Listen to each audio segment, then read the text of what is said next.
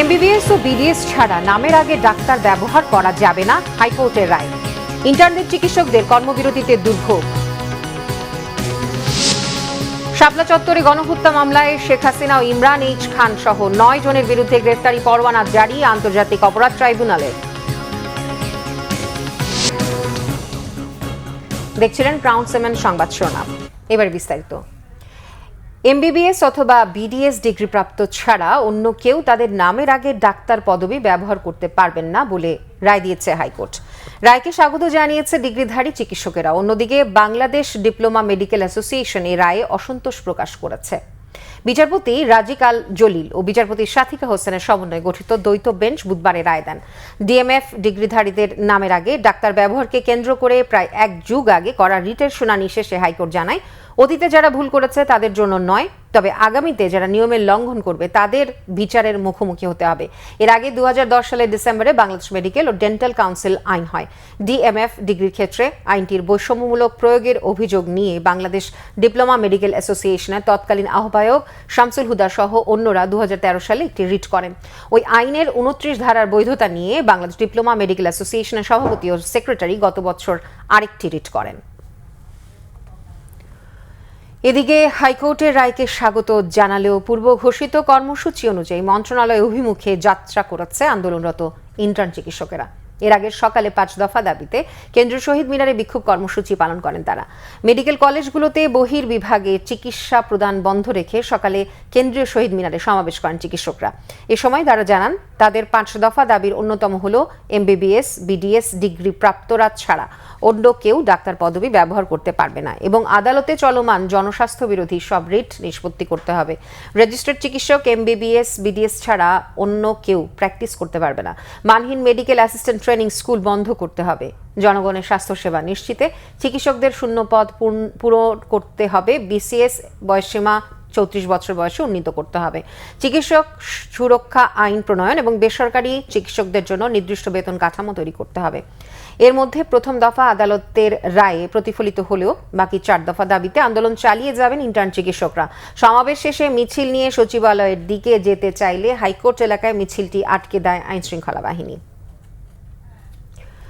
রাজধানীর মতিঝিলের শাপলা চত্বরে 2013 সালের 5 মে হেফাজতের সমাবেশে গণহত্যার ঘটনায় সাবেক প্রধানমন্ত্রী শেখ হাসিনা সহ 9 জনের বিরুদ্ধে গ্রেফতারি পরোয়ানা জারি করেছে আন্তর্জাতিক অপরাধ ট্রাইব্যুনাল। শেখ হাসিনা ছাড়াও পরোয়ানাভুক্ত আসামিদের মধ্যে রয়েছেন সাবেক স্বরাষ্ট্রমন্ত্রী মহিউদ্দিন খান আলমগীর, গণজাগরণ মঞ্চের মুখপাত্র ইমরান এইচ সরকার, সাবেক আইজিপি হাসান মাহমুদ খন্দকার ও বেনজির আহমদ। এছাড়া অন্য মামলায় কারাগারে থাকায় সাবেক স্বরাষ্ট্র প্রতিমন্ত্রী শামসুল হক টুকু, সাবেক আইজিপি শহীদুল হক, সাবেক সেনা কর্মকর্তা জিয়াউল আহসান, সাবেক পুলিশ কর্মকর্তা মোল্লা নজরুল ইসলামকে গ্রেফতার দেখানোর নির্দেশ দেওয়া হয়েছে। আগামী 12 মে তদন্ত প্রতিবেদনের জমা দেওয়ার জন্য নির্দেশ চেয়েছে ট্রাইব্যুনাল। এর আগে গত 27 নভেম্বর শাপলা চত্বরের ঘটনায় শেখ হাসিনা সহ 50 জনকে আসামি করে ট্রাইব্যুনাল প্রসিকিউশনে অভিযোগ দাখিল করে হেফাজতে ইসলাম। আপনারা জানেন যে প্রাইম মিনিস্টার পার্লামেন্টে পরবর্তীতে বলেছিলেন যে এরা রং মেখে শুয়েছিল, তার মানে এটা তিনি জানতেন, জানার পরেও তারা এই ধরনের তুচ্ছতাচ্ছিল্য করা তার নির্দেশ এবং পরিকল্পনায় হয়েছিল। স্বরাষ্ট্রমন্ত্রী, স্বরাষ্ট্র প্রতিমন্ত্রী, আইজিপি, র্যাবের প্রধান, এডিজি অফিস, পুলিশের ঊর্ধ্বতন কর্মকর্তারা তারা প্ল্যান করে এটা করেছিলেন। হাজার হাজার সদস্য অংশ নিয়েছে সঠিক, কিন্তু মানবতা বিরোধী অপরাধের বিচার করার জন্য আমাদের লাগবে কমান্ড স্ট্রাকচার। কারা নির্দেশ দিয়েছিল, কারা বাস্তবে ফিল্ডে থেকে কমান্ড করে এই কার্যটা করেছিল। সেই কারণে প্রথমে আমরা টপ কমান্ডারদেরকে বিচারের মুখোমুখি করতে চাই। সে কারণেই টপ কমান্ডারদের বিরুদ্ধেই আজকে গ্রেপ্তারি পরোয়ানা চাওয়া হয়েছে এবং সেটাই জারি হয়েছে আজকে।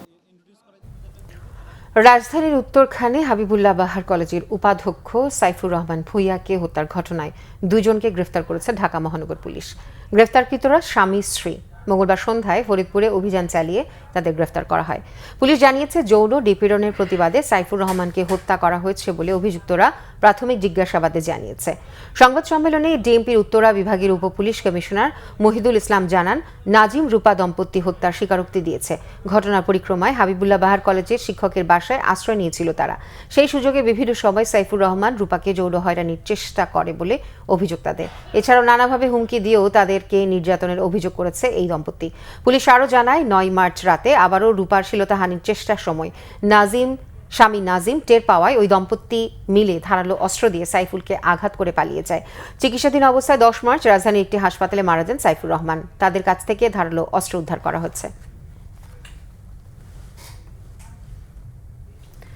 শুধু কর বাড়িয়ে তামাক নিয়ন্ত্রণের কৌশল ভুল বলে মনে করেন প্রধান উপদেষ্টা প্রেস সচিব মোহাম্মদ শফিকুল আলম। জানান, দেশের নারীদের মধ্যেও ধূমপান প্রবণতা বাড়ছে, এটি চিন্তার বিষয়। রাজধানীতে ইকোনমিক রিপোর্টার্স ফোরাম আয়োজিত তামাক নিয়ে এক কর্মশালায় এসব কথা বলেন তিনি। তামাক নিয়ন্ত্রণের কৌশল বদলানোর তাগিদ দিয়ে প্রেস সচিব জানান, তামাক নিয়ন্ত্রণে মন্ত্রিসভাতেও আলোচনা হচ্ছে। কিভাবে তামাক নিয়ন্ত্রণ করা যায় তা নিয়ে সরকারেরও আলোচনা হচ্ছে। অনুষ্ঠানে জাতীয় রাজস্ব বোর্ড এনবিআর এর সদস্য ডক্টর আব্দুর রউফ বলেন, তামাক নিয়ন্ত্রণ এনবিআর এর একার পক্ষে সম্ভব নয়, এজন্য সরকারের অন্য সংস্থাগুলোকেও এগিয়ে আসতে হবে। জানান, অতীতের যে কোনো সময়ের চেয়ে চলতি অর্থবছরে তামাক পণ্যের উপর বেশি কর আরোপ করা হচ্ছে। এনবিআর এর মূল কাজ রাজস্ব আহরণ হলেও জনস্বাস্থ্যের বিষয়টিও দেখা উচিত বলে মনে করেন ডক্টর আব্দুর রউফ। বলেছেন যে বাংলাদেশে ওয়ান অফ দ্য লার্জেস্ট বড় কান্ট্রি যেখানে মেয়েদের স্মোকিং খুব র্যাপিডলি বাড়ছে। লঞ্চই করেছেন যে মেয়েদেরকে টার্গেট করে। আপনি ক্যাম্পাসগুলোতে যান, বাংলাদেশের প্রত্যেকটা সিগারেট নিচ্ছেন। আমি কারো সিগারেট খাওয়ার পিছনে everyone is free to smoke. তার এটা তার নিজস্ব স্বাধীনতা। আমি এটা করছি না, বাট বলছি যে বাংলাদেশে সব ধরনের পুরুষদের মধ্যেও সিগারেট স্মোকিং বাড়ছে, মেয়েদের মধ্যেও স্মোকিং বাড়ছে। অবরোধের প্রায় 4 ঘন্টা পর ঢাকা ময়মনসিংহ মহাসড়কে যান চলাচল স্বাভাবিক হয়েছে। সকাল 8টার দিকে গোল্ডেন রিফিট গার্মেন্টস লিমিটেড কারখানার শ্রমিকরা আন্দোলন শুরু করে। এর কিছু সময় পরই মহাসড়ক অবরোধ করেন তারা। শ্রমিকরা জানায়, কারখানার শ্রমিক জান্নাতুল ফেরদৌস তামান্না বাচ্চা অসুস্থ থাকায় ছুটি চেয়েছিলেন, কিন্তু ছুটি না দিয়ে তামান্নাকে কারখানা কর্তৃপক্ষের দেয়া পরিচয়পত্র রেখে বিদায় করে দেওয়া হয়। আজ কারখানায় আসার পথে ভোর 5:40 তামান্না সড়ক দুর্ঘটনায় নিহত হন। এর প্রতিবাদে ঢাকা ময়মনসিংহ মহাসড়ক অবরোধ করেন শ্রমিকরা। পরে কর্তৃপক্ষ কারখানার ছুটি ঘোষণা করে।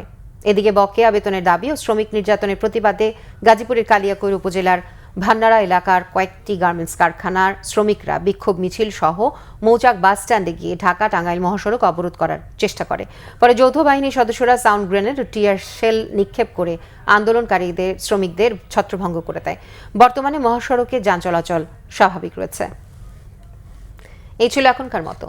পরে সংবাদ সন্ধ্যা 6টায়। এর আগে 5টায় রয়েছে নিউজ টপ 10 দেখার আমন্ত্রণ রইল। এছাড়া বাংলা ভিশন সংবাদ ও সংবাদ সংশ্লিষ্ট অনুষ্ঠান দেখতে ভিজিট করুন www.bbnews24.com ও facebook.com/banglavisionnews এবং সাবস্ক্রাইব করুন youtube.com/banglavisionnews। এতক্ষণ সাথে থাকার জন্য ধন্যবাদ সবাইকে।